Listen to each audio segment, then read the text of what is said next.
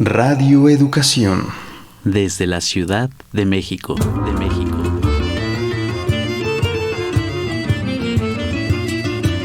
Somos paisaje interno. Somos paisaje interno. Somos paisaje interno. En constante proceso de transformación.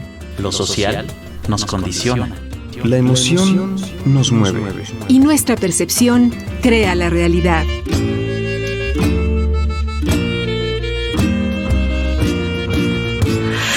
¿Qué odio nos empobrece? ¿Qué prejuicio alimenta lo que odiamos? Mardonio Carballo.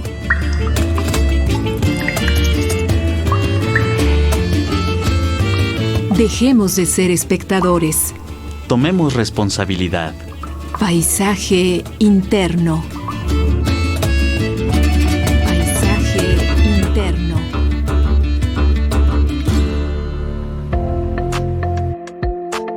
Oílo vos, este indio igualado está hablando Castilla.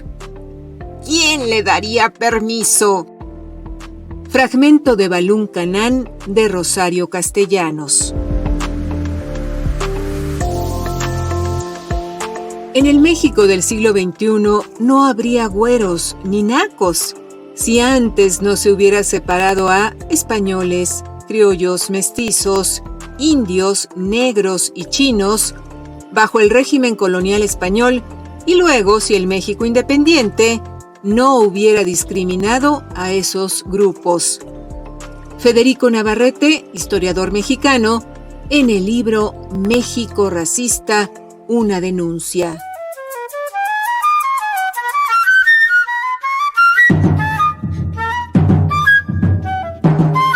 Radio Educación transmite a través de sus frecuencias 1060 de amplitud modulada, 96.5 de frecuencia modulada y www.radioeducacion.edu.mx.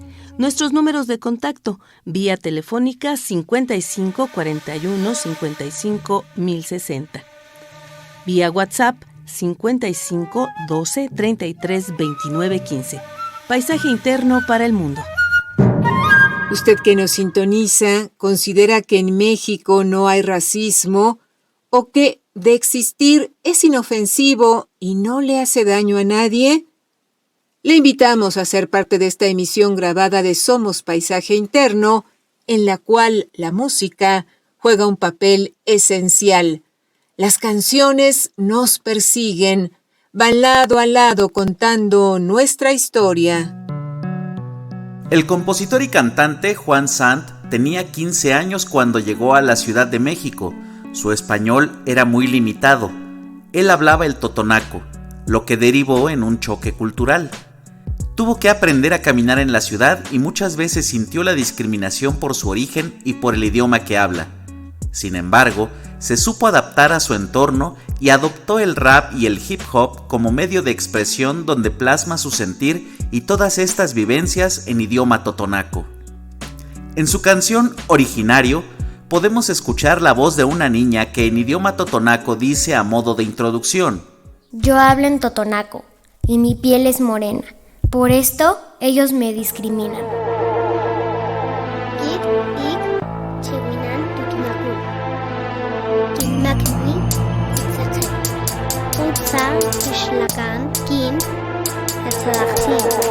Saquatek Kaxli, Saquatu Mahun, Saquachilawi, Nasser de Douan, Yashokati, Chimachanan, porque Kimakli, Saquachikitiyat, Kanayutatu Hasi, Tintitiyat, Chuyahasi, Nakimarsin, Yaspachuntash. Tema Originario.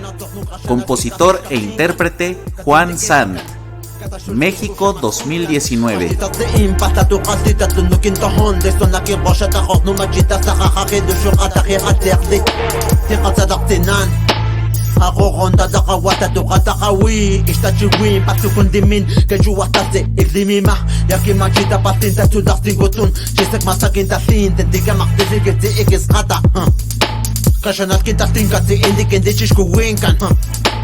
Kastak lina kinat kunung, kasar shkatin kaksan da sachi winkan.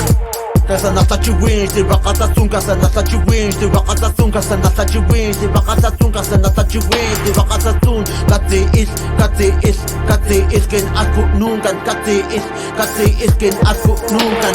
Estoy cansado de todo, cansado ya de callar, de negar que soy originario. Lo tengo en la voz, en el corazón, en la sangre, en las venas. Mi piel morena, orgulloso de mi lengua materna. Estoy cansado de todo, cansado ya de callar, de negar que soy originario. Lo tengo en la voz, en el corazón, en la sangre, en las venas. Mi piel morena, orgulloso de mi lengua materna. Me cansé de callar, de bajar la cabeza, vivir bajo la sombra de aquel que ostenta riquezas. Cansado de sentir vergüenza por tener piel morena, por tener el color de la tierra. Que no tenga tierras más que las que tengo en las uñas, quizá. Por eso será que de mis manos siempre suelen brotar salvajes flores liricales que suelen causar incomodidad. Que florezca mi orgullo, mi cara sonría, que brote de mí el fuego más puro cuando de mí se rían por mi cara y mis pies descalzos, cinta con esos zapatos, listón en mis trenzas, sombrero y machete, vestido de blanco. Que callen voces que nos discriminan, que mudezcan miradas, que no lastimen palabras llenos de espinas. Hoy traigo semillas y un machete en mano pa' aquel que impida que crezca mi canto, que nadie robe sonrisa a mi cría, que crezca el orgullo en nuestros corazones, que nuestras lenguas se escuchen en todos los rincones, que nuestras lenguas se escuchen en todos los rincones, que nuestras lenguas se escuchen en todos los rincones, que sonrían nuestros corazones. Tuntuta tutzakta yani, kishkaksi chuwasa tutsa, Takwasa mateka kit ata shada, asita chiwina kunu asina kishnohot, sitake magnia kata oshlati, porkinta chiwin, tuntuta tutzakta yani, kishkaksi chuwasa tutsa, Takwasa mateka kit ata shada, asita chiwina kunu asina kishnohot, sitake magnia kata oshlati, porkinta chiwin. Estoy cansado de todo.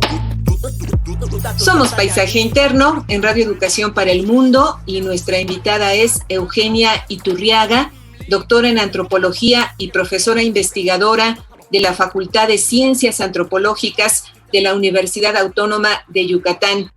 Buenas tardes, Eugenia, bienvenida. Gracias por aceptar esta entrevista. Buenas tardes, Ana Leticia. Muchísimas gracias por la invitación. Encantada de estar ahora aquí con tu público y pues bueno, a platicar. Así es, Eugenia, de un tema muy sentido. Primero que nada, pongamos términos en común, si te parece. ¿Qué es el racismo? El racismo es mucho más que una forma de discriminación, ¿no? El racismo es la creencia de que hay unos seres humanos mejores que otros, es la idea de que la apariencia física está unida a una forma de pensar, a una cultura, a unas capacidades intelectuales o a unas cualidades morales. El pensamiento racista ubica al cuerpo de las personas en un lugar definido, donde les dice qué sí pueden hacer y qué no pueden hacer. El rechazo implica una jerarquización, ¿no? Donde hay unos seres humanos mejores que otros, y el racismo hace parecer que esa jerarquización es natural. Y esto no es así, es algo que se fue construyendo con el tiempo a partir principalmente de la creencia de que los seres humanos nos dividimos en razas y que hay unas razas mejores que otras. Entonces, a mí sí me gustaría dejar claro que las razas entre los seres humanos no existen. Fue una idea que se fue formulando a finales del siglo XVIII, siglo XIX, basadas en las ideas científicas de aquella época, en la que los seres humanos nos dividíamos en razas y había unas razas mejores que otras. Y eso es algo que se fue interiorizando, que se fue asimilando y que se fue reproduciendo en las sociedades para establecer esas jerarquías y establecer relaciones de dominación. Entonces, El racismo es más que una simple discriminación, porque es todo un sistema, toda una manera de organizar a las distintas sociedades. Entonces, Eugenia, el racismo no es un hecho biológico, sino es más bien una construcción cultural e histórica que establece todo un sistema de relaciones, ¿correcto? Efectivamente, así es. Y por eso es muy importante hablar sobre el racismo, y más en países como el nuestro, donde se ha pensado que el racismo es un problema de otros lugares, de otras latitudes, no de nosotros. Y en ese sentido, para no dar más vueltas al asunto, retomo la pregunta eje de este programa. ¿Somos los mexicanos, las mexicanas, somos en este país racistas? Sí, México es un país racista, sumamente racista. Me gustó mucho que me preguntaras primero qué es el racismo, y yo creo que podemos hablar de el racismo en plural. Porque si bien el racismo como fenómeno lo podemos explicar como lo hice hace un momento, esta idea de que hay seres humanos mejores que otros, que es también una ideología, que es una manera en la que se fue estructurando el mundo, que es un sistema estructural, en México teníamos la idea de que el racismo no nos tocaba, que el racismo se presentaba en Estados Unidos y que tenía que ver con una discriminación hacia los afroamericanos, o también pensábamos en el racismo en el caso del genocidio nazi, y todas las películas y todo el cine y a través de los medios de comunicación que nos llegaba a México, parecía que eso era el racismo y que en nuestro país estábamos exentos de ese fenómeno, ¿no? A mí me gusta hablar de los racismos en plural porque el racismo se va a manifestar de distintas formas dependiendo los contextos históricos y los contextos culturales.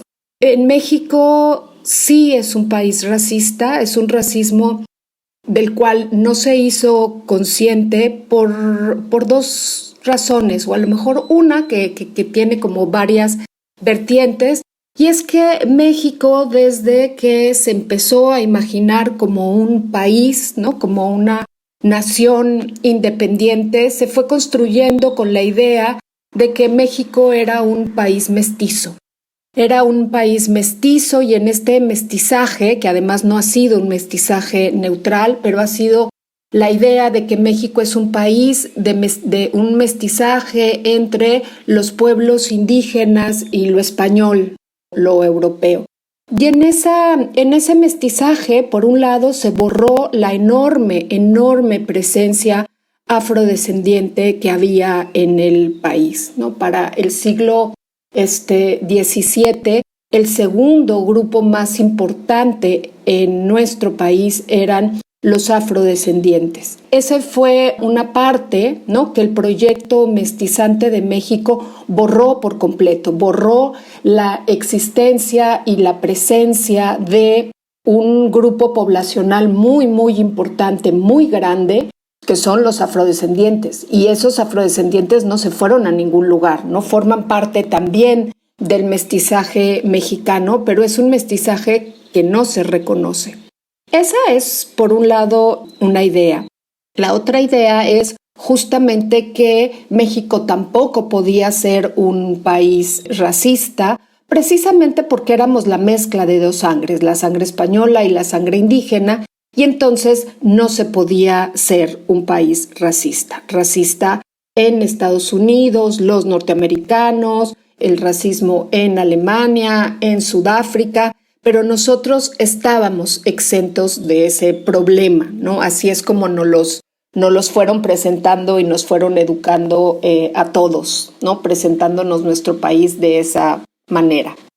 Doctora Eugenia Iturriaga, ¿y cómo es que aprendemos, dónde es que aprendemos los comportamientos y las prácticas racistas?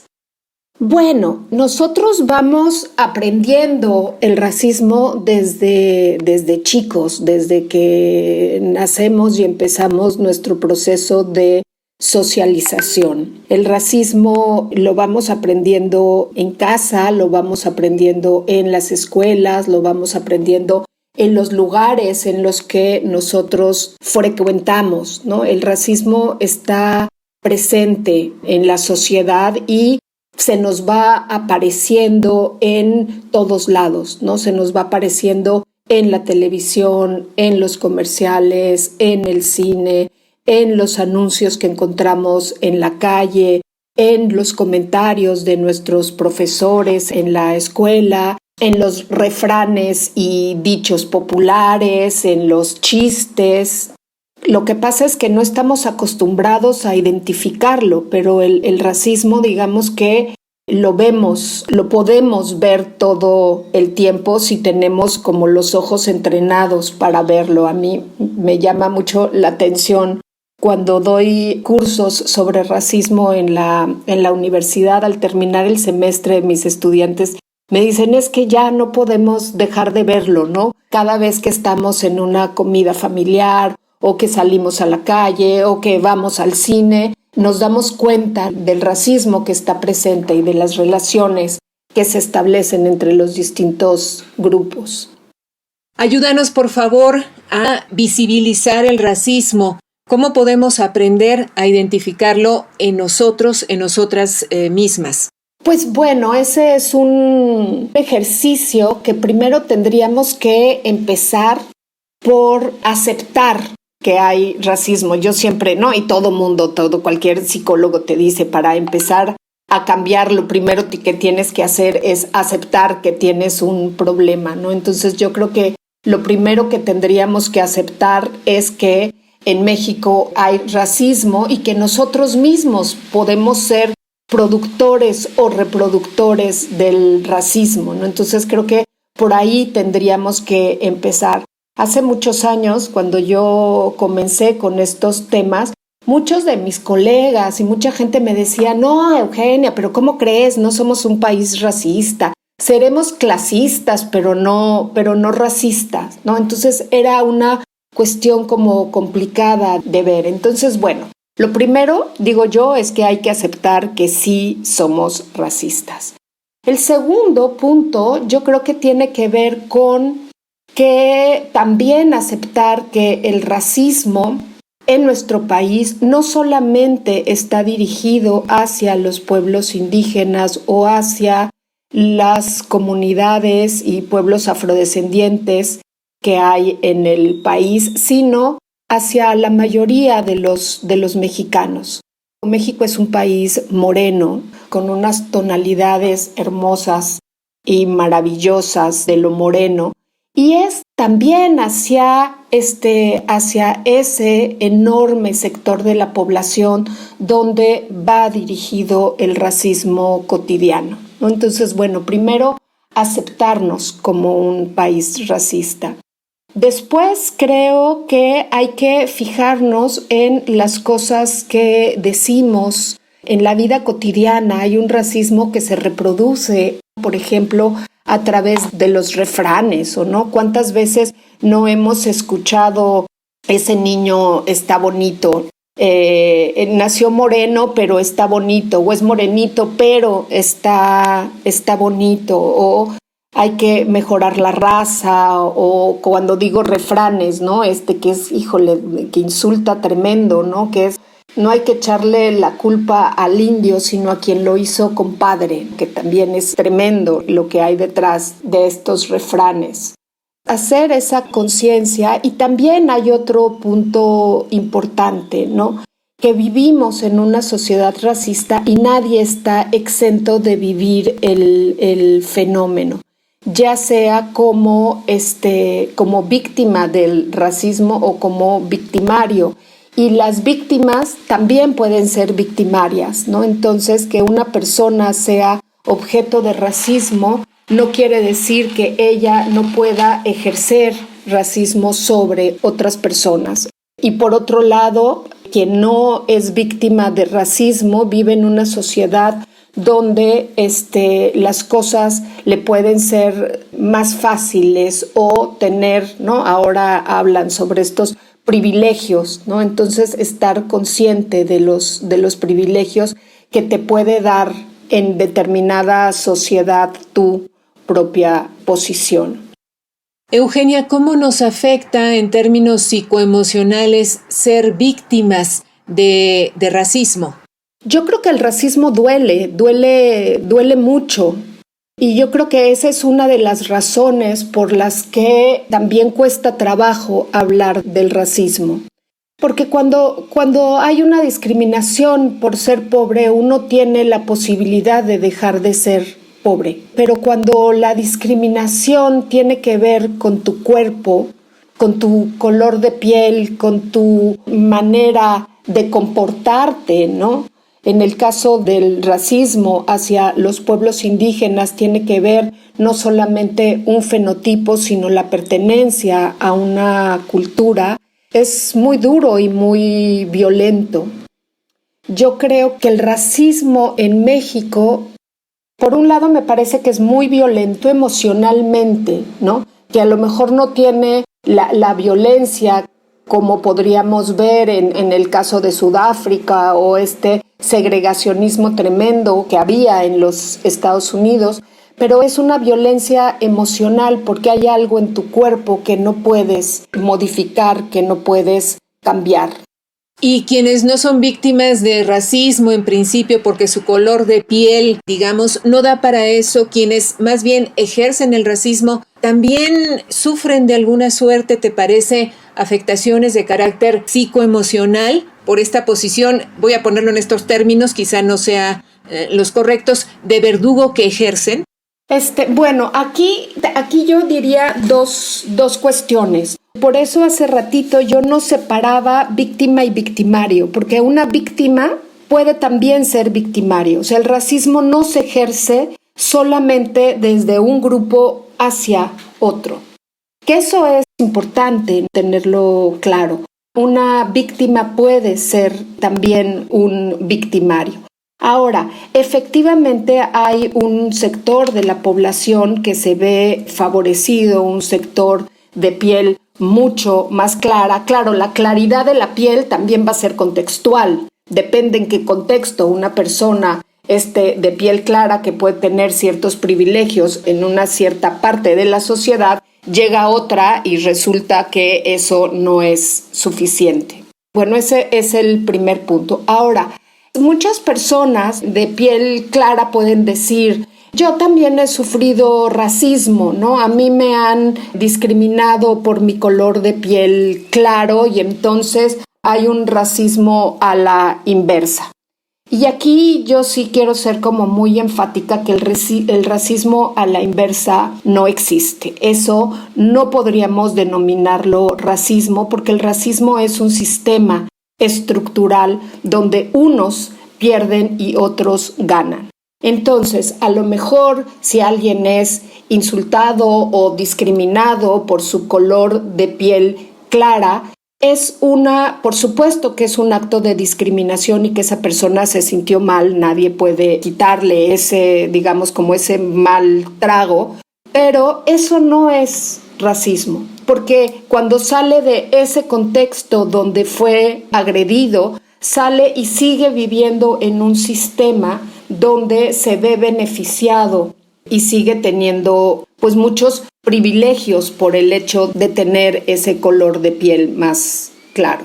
Pues qué importante esta aclaración que haces, doctora Eugenia Iturriaga. En la actualidad, ¿cuál es la magnitud del racismo en nuestro país? ¿Cómo se le puede cuantificar en tanto fenómeno social y cultural? ¿Y cómo se puede comparar con lo que sucedía en el pasado? Pues mira, eso me parece muy difícil de hacer. Me parece que la cuantificación no es sencilla.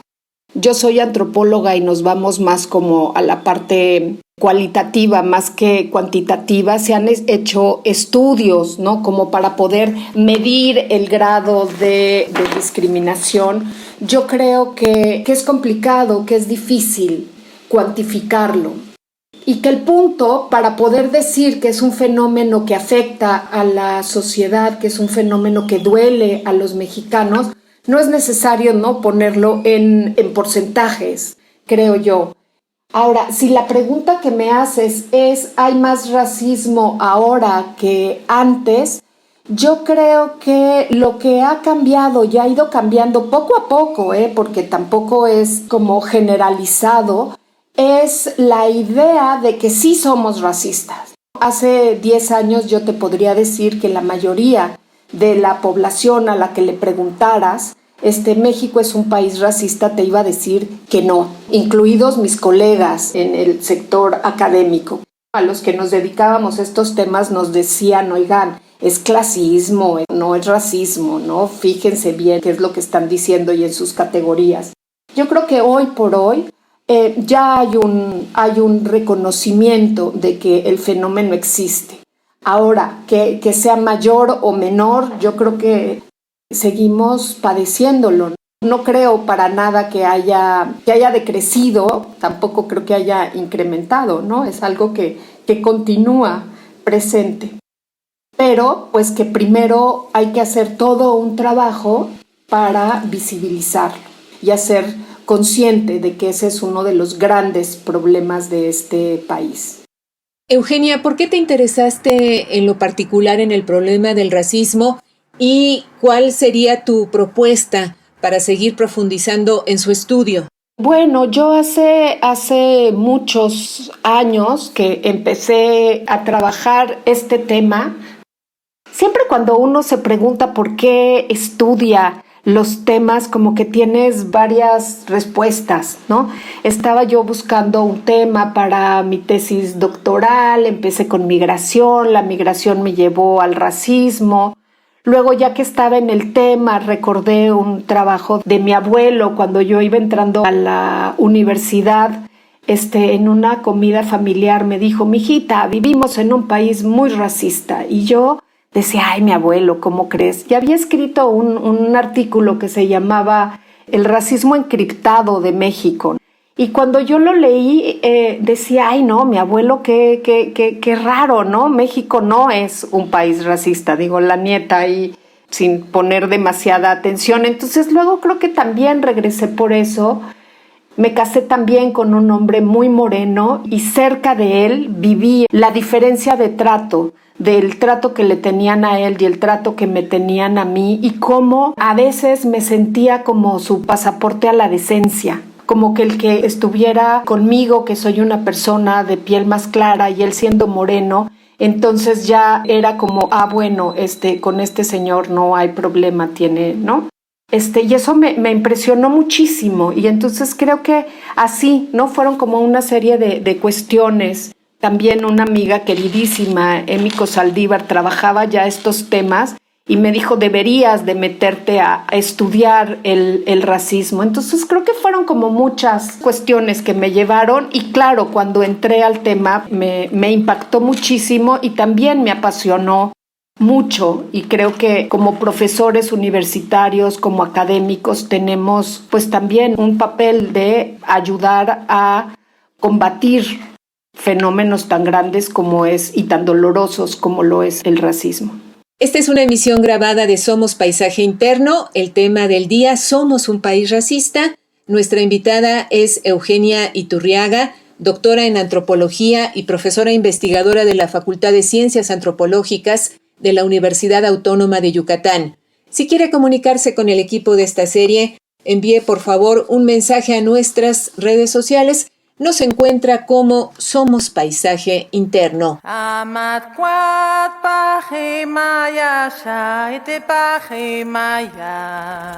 Hola a todos, mi nombre es Sara Monroy, soy cantante y pescadora de la nación Comcac, mejor conocido como Seri, en el estado de Sonora. A mí me interesó trabajar en la música tradicional de mi lengua para preservar nuestra lengua madre aquí en nuestra nación, para compartir a través de esto que es el arte y dar un mensaje claro de preservar nuestras culturas, pero más que nada en específico nuestra lengua materna, porque sin ella no somos nada, porque es nuestra identidad y nuestra raíz. Por esa razón yo decido trabajar a través de estas líricas para preservar y dar un mensaje en mi lengua, y también compartir con la gente que no conoce o no entienda mi lengua, que sepa que en nuestra lengua materna pues también no hay no hay fronteras en nuestros corazones para poder llegar como un mensaje y poder compartir a través de ello, ¿no? Entonces por eso yo decido trabajar en el arte y en la música para preservación y aparte para compartir un mensaje con los jóvenes de esta comunidad, ya que casi no hablan nuestra lengua materna o no la entienden. A través de la música con diferentes géneros ellos se enfocan, entonces tratamos como combinar un mensaje positivo dentro de la comunidad y también hacia afuera para que esto sea compartido y sea concientizado. Y para todas las personas que nos escuchan, que me escuchan, que no hablan en lengua, pero primero me despido en esta reflexión. Para todos ustedes, mujeres que luchan y que sienten en su corazón que puedan llegar a la meta o cumplir algún sueño. Mesakisakwan ankitimita kohka ansoyendi kinsina mekai mi ton hatajo que mosakhes kokatha ay kaiton ayasa que cuesta jaiso con boiton hanso consito ansqueje anjisa gemasakpe mispatay po mayoka esa hanso consito ataxa jipe que kagitaka atajo pactama. Si personas que ustedes hablan en lengua materna, no teman en decir cosas en su lengua o expresarse de alguna manera a través de la música o hablarlo, conferencia, etcétera, porque nuestra lengua materna es único y siempre debe de haber el compartir y que la gente lo escuche y lo comprenda con nuestra traducción, pero nosotros como comunidades tenemos la facultad de compartir a través del arte, la música, la poesía, la danza, etcétera, y eso va a hacer que nos unamos como seres humanos y como comunidades originarias. Hay muchas posibilidades de hacer creaciones a través del arte y la música y demás. Mi nombre es Sara Monroy. Les agradezco por este espacio. Muchas gracias a Jatipe Matkoma, Dios que es mismo exciting. Muchas gracias a todos. Que Dios les bendiga desde nuestro corazón. Muchas gracias, gracias, gracias a Jatipe. Gracias.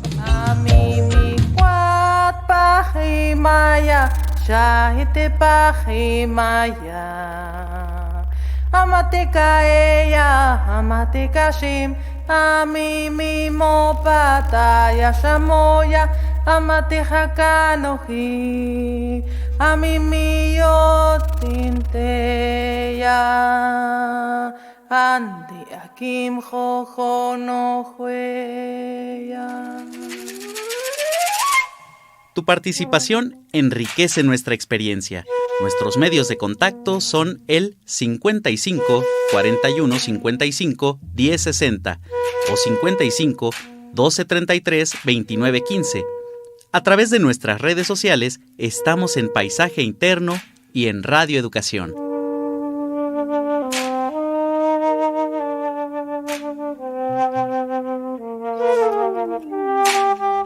Y continuamos en esta entrevista gradada. El tema que estamos tratando es ¿Somos un país racista? Nuestra invitada es Eugenia Iturriaga, doctora en antropología y profesora investigadora de la Facultad de Ciencias Antropológicas de la Universidad Autónoma de Yucatán. Ella, además, es autora del libro Las élites en la Ciudad Blanca. A propósito de este material muy interesante, por cierto, ¿con qué información en torno al racismo se va a encontrar el lector, la lectora que se acerque al libro, doctora Iturriaga? Es un libro que está situado en Mérida, Yucatán. Entonces, lo que el lector se va a encontrar es los habitantes de una ciudad, de un estado muy particular como es Yucatán. Pero antes de contarles sobre Yucatán, quiero hacer como una aclaración. Este trabajo lo pude haber hecho en Zacatecas, en San Luis Potosí, en Querétaro, en cualquier otro estado de la República o en la Ciudad de México, y estoy segura que hubiera encontrado los mismos resultados en cuanto al racismo. Claro que cada uno de los lugares tiene sus especificidades, pero con este libro no es que yo pretenda decir que en Yucatán hay mayor racismo que en otras partes de la República Mexicana, ¿no? Nada más que el lugar donde hago el trabajo de campo como antropóloga es en la ciudad de Mérida.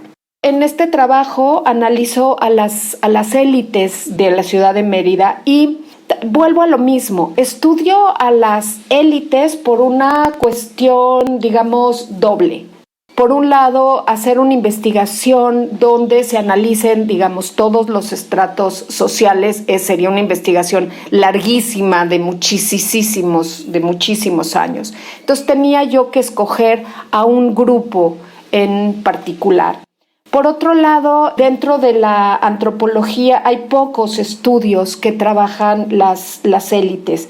En general, los estudios de la antropología o incluso de la sociología se enfocan en la clase subalterna, nunca se enfocan en las élites. Entonces me parecía interesante hacer un trabajo sobre las élites. Entonces se van a encontrar a la élite yucateca y también, repito esta idea, el racismo se da en distintos estratos sociales. El racismo no es nada más de un sector hacia otro sector. Eso es lo perverso del racismo, ¿no? Que está en muchísimos lugares y muchísimos espacios y en muchísimos estratos sociales. No hay un único que sea el problema. Entonces es un trabajo sobre la élite yucateca y yo quería mostrar los espacios de reproducción, cuáles eran los mecanismos mediante los cuales se reproducía el racismo. Entonces van a encontrar análisis de prensa, análisis de prensa local, análisis de la televisión local, análisis de prácticas, ¿no? De qué es lo que hacen estas élites y cómo se ven a sí mismas y cómo ven a los demás. Yucatán es un estado donde la población indígena es muy, muy grande. En Yucatán habita el pueblo maya y el pueblo maya ha sido objeto de muchísima discriminación y de muchísimo racismo. En el libro lo que el lector va a encontrar son algunas formas muy sutiles por las cuales se reproduce el racismo y otras muy evidentes. ¿Nos podrías dar algún ejemplo de estas manifestaciones sutiles que hay de racismo, en particular en esta geografía? Una que es muy sutil y que finalmente yo lo que digo es, aquí podemos ver cómo se manifiesta el racismo y de cierta manera se reproduce, pero digamos no es la principal discriminación, es a través de la prensa.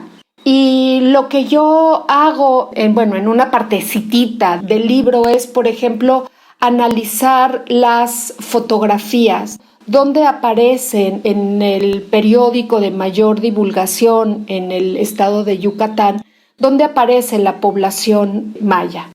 Y lo que podemos ver después de haber analizado 4 meses de prensa es que la población maya, cuando sale retratada en primera plana, es para marcar su pobreza o delincuencia. No aparecen personajes fotografiados en primera plana que sean personajes reconocidos. Y para ello lo que hago es seguir los apellidos. Yucatán es uno de los estados, o diría yo más bien, el pueblo maya es uno de los pueblos que conservó sus apellidos.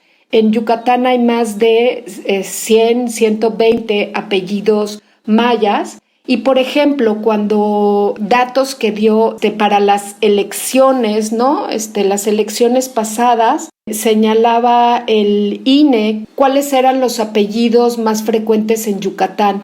Y los 7 apellidos, ¿no? De los 10 apellidos más frecuentes, los 7 primeros eran apellidos mayas, ¿no? Nada más para que el público se pueda dar cuenta de la enorme presencia de los apellidos mayas en Yucatán. Entonces, haciendo un seguimiento de los apellidos mayas aparecían siempre ligados a pobreza o delincuencia y muy pocas veces en lugares reconocidos.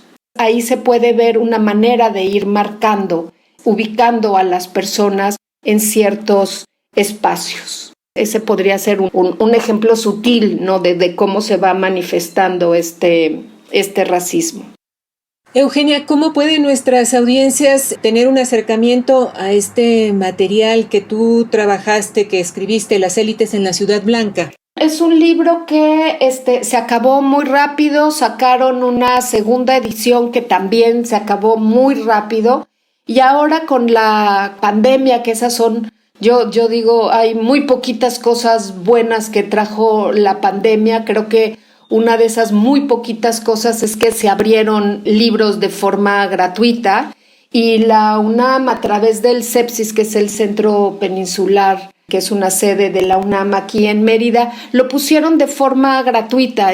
Si ponen el nombre del libro, Las élites de la Ciudad Blanca, discursos racistas sobre la otredad, en internet los va a mandar algún link donde pueden descargar el libro de forma gratuita. Lo podrán obtener en forma digital.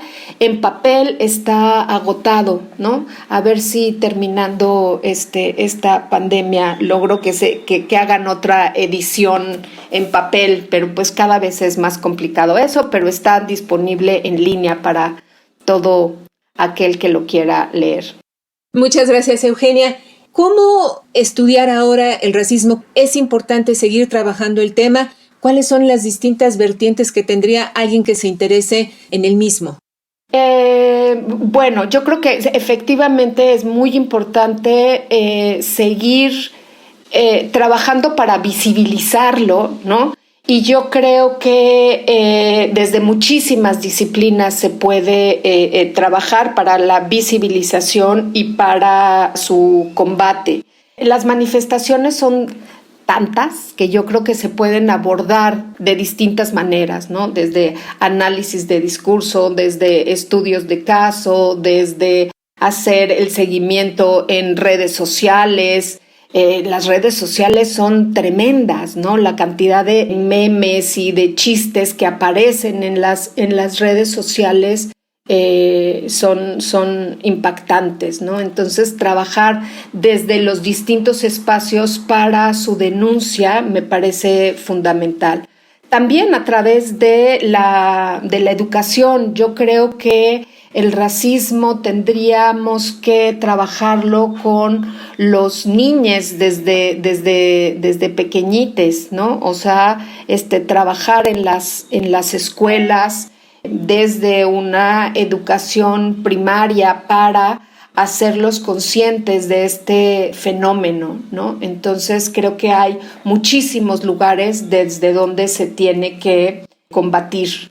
Y también, bueno, también quisiera yo dejar claro cómo el racismo no es solamente una cuestión de educación, ¿no? Y que los racistas no son una bola de maleducados, y que si acabamos con esos maleducados, acabamos con el racismo, porque el racismo comparte muchas cosas con el machismo, ¿no? Con el sistema patriarcal. Es un sistema.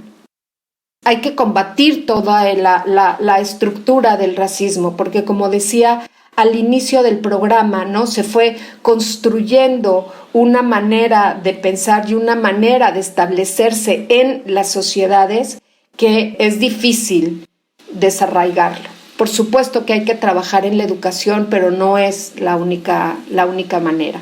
Eugenia, al respecto de esto que dices, cuando hablamos con las feministas, ellas aseguran que estamos en un estado que es patriarcal y machista. ¿El Estado mexicano como tal es racista? Yo te diría que en parte sí. Lo que pasa con el racismo es que está presente en todas las instituciones del Estado, pero no porque sea un Estado que tenga que se enuncie desde el racismo. Si nosotros nos fijamos en la legislación, no vamos a encontrar una legislación racista, ¿no? Donde se permitan espacios de segregación. Lo que pasa es que sí hay prácticas que suceden cotidianamente al interior de las instituciones del Estado. En el sector salud se puede ver muy claramente, ¿no? Colegas que han trabajado, por ejemplo, en las regiones de la Costa Chica de Oaxaca, me comentaban, ¿no?, en alguna ocasión que llegaban a los centros de salud las mujeres afro-mexicanas y el personal de salud decía: es negra, ellas aguantan más, que se espere, atendamos a las otras mujeres que llegaban en trabajo de parto, ¿no? Entonces, aquí puedes ver el racismo presente en las instituciones del Estado, en las instituciones de salud, pero no porque tengan una política, sino porque en las personas que trabajan en esas instituciones está muy arraigado el racismo y entonces se reproduce en las instituciones. No sé si dejé clara esta diferencia, ¿no? Yo no podría decir que en México hay un racismo de Estado donde la legislación avale el racismo. Sin embargo, sí es un Estado donde en las instituciones del Estado se practica y está presente el racismo. Y me imagino que por eso tu énfasis en la importancia de trabajar para visibilizar el racismo por un lado, pero por otro lado para combatirlo. Efectivamente, ¿no? Porque no solamente tendríamos que visibilizarlo, sino también trabajar en su combate y desde distintos frentes. ¿Tienes alguna propuesta al respecto por donde podamos ir abordando, haciendo labor, ya sea en lo individual o en lo colectivo? Pensando en esto, ¿no?, una amiga y colega, Olivia Gal, hace ya, ¿qué serán?, unos 3-4 años, como parte de una red, de la Red Integra, que es una red para combate del racismo y la xenofobia, decidimos hacer un diplomado, ¿no? Un diplomado virtual. Y bueno, con la pandemia parece como muy obvio, pero esto ya es una iniciativa que tiene unos 4 años, más o menos. Y decidimos hacer un diplomado virtual porque queríamos ofrecer una plataforma donde la pudieran tomar profesores, la pudieran tomar periodistas, funcionarios públicos, para entender qué es el racismo y desde los lugares donde se estaban desempeñando pudieran implementar acciones para su combate. Entonces, digamos que la manera en la que yo he tenido para combatir el racismo ha sido un poco desde lo que yo sé hacer, ¿no? Llevo muchos años en la docencia en la Universidad Autónoma de Yucatán y entonces dije, bueno, pues hagamos este diplomado que lo puedan tomar en cualquier parte del país y también del mundo, como para entender también las particularidades del racismo mexicano. También he trabajado muchísimo con otra colega, Gabriela Iturralde, con cuadernillos de divulgación. Creo que a veces los académicos escribimos cuestiones para otros académicos, ¿no? Esta presión que tenemos por parte, por ejemplo, del Sistema Nacional de Investigadores de escribir en revistas indexadas.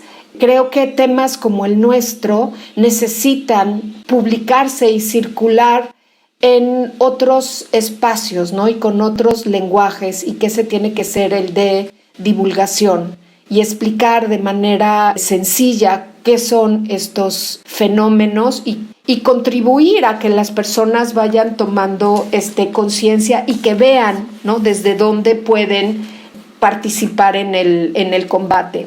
Y aquí un pequeño comercial. Tenemos un libro que también, ¿no?, es un librito, es un material de divulgación que está en línea. Lo único que tienen que hacer es poner también en un buscador caja de herramientas para identificar el racismo en México y se van a encontrar este material donde explicamos qué es, cómo se manifiesta, cuestiones que tienen que ver con el color de piel, por qué tenemos las personas colores de piel distinto, una cuestión también sobre el racismo hacia las poblaciones afrodescendientes. Entonces, bueno, es un material hecho para chicos desde secundaria, preparatoria, para profesores, para cualquiera que esté interesado en entender estos temas. Entonces lo buscamos como caja de herramientas para identificar el racismo en México, así lo buscamos en las redes. Exactamente. Y también se lo van a encontrar y lo pueden descargar de forma gratuita. Doctora Eugenia Iturriaga, estamos en los últimos minutos de esta entrevista. ¿Hay algún asunto que quisieras plantear antes de despedirnos o algo que quisieras reforzar para que nos quedáramos con esa idea? Bueno, yo lo que más he visto ahora, porque pareciera como que de un año para acá o año y medio se empieza a hablar cada vez más sobre el racismo, lo cual me da muchísimo gusto, ¿no? Porque es efectivamente visibilizarlo, es esta idea de que el racismo a la inversa no existe, ¿no? No hay un racismo hacia la población llamada de alguna manera blanca, porque el racismo es un sistema estructural que va a beneficiar y que está construido para beneficiar a ciertos sectores. Entonces, que si bien puede haber alguna agresión, esto no lo convierte en un racismo o en un racismo a la inversa. Este sería un punto que me gustaría que quedara claro. ¿Cómo seguimos el trabajo de la doctora Eugenia Iturriaga a través de las redes sociales? No me muevo demasiado en redes sociales. A veces quiero entrarle a Twitter y lo logro un poquito, pero no tanto. Y mi Twitter es eugeitu, @Twitter, o no sé cómo es, ¿ven? No soy muy tuitera. Más bien a través de las publicaciones que voy haciendo y nada más. E invitar a nuestras audiencias a estar atentas a las distintas manifestaciones que adopta el racismo en otras personas y desde luego las que tenemos incorporadas y de pronto muy naturalizadas. ¿Sería así, doctora Eugenia Iturriaga? Sí, yo creo que esa es una forma muy buena de resumirlo, ¿no? Y el otro punto es que no se vale apuntar con el dedo, ¿no? Porque el racismo no nada más está en unas personas malas, sino hay que entenderlo como un sistema estructural. Pues agradecemos muchísimo a nuestra invitada, a la doctora Eugenia Iturriaga, su presencia en Somos Paisaje Interno y nos despedimos. Muy buenas tardes. Buenas tardes, muchísimas gracias, Ana Leticia, encantada de estar en el programa. El arte y las ciencias sociales nos han aproximado a desmontar el pensamiento colonial en América Latina. A continuación te presentamos el trabajo de dos mujeres que hablan de nuestra identidad, del pasado y de nuestro presente.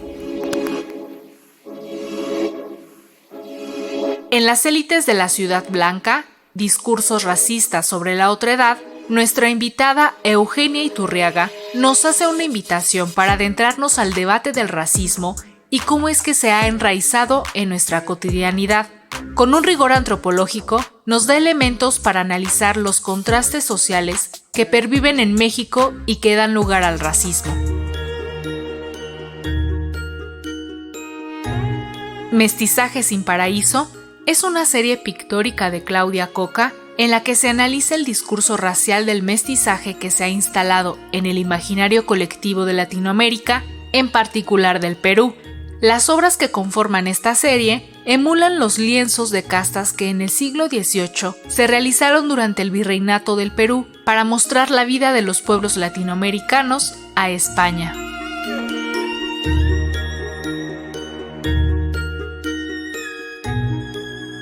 En la parte final de este programa, vamos a darnos un momento para escuchar nuestro paisaje interno. Bienvenido a tu paisaje interno. ¿De dónde vienen las palabras?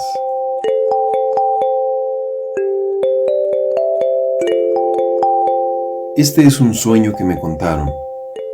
Tal vez un sueño que viene de ese lugar desde donde vienen los sueños que tienen algo que enseñarnos.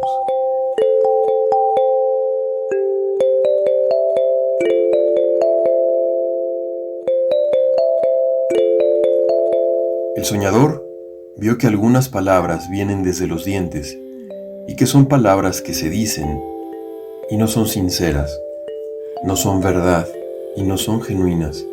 Son palabras sin compromiso que pronto se secan y se pierden en la realidad.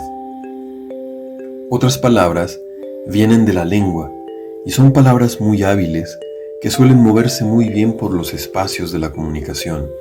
Son palabras que nadan o vuelan, que caminan según sea necesario y logran conseguir muchas cosas. Son palabras duraderas y a veces cansinas, parecen reales, hasta que llegan las demás. Una clase más de palabras son menos abundantes y menos garigoleadas, pero son poderosas, tangibles y se sienten de inmediato genuinas. Son palabras que brotan desde el corazón, que brotan desde el sentido profundo y contundente para quien las expresa y para quien las escucha. Hay otras más que tratan de nombrar lo que no tiene palabra. Son palabras que desaparecen en el misterio para dejarnos ver cómo sumergirnos en él. Nos dejan ver que hay espejos en las miradas, hogueras en el corazón y manantial en lo dicho. ¿Las conocías? ¿Te reconoces? Soy Bruno Díaz, psicólogo. Para preguntas, cursos y consultas, envíame un WhatsApp al 55 29 52 08 24 o búscame en Facebook en Los Parajes del Alma o en Poética Terapéutica.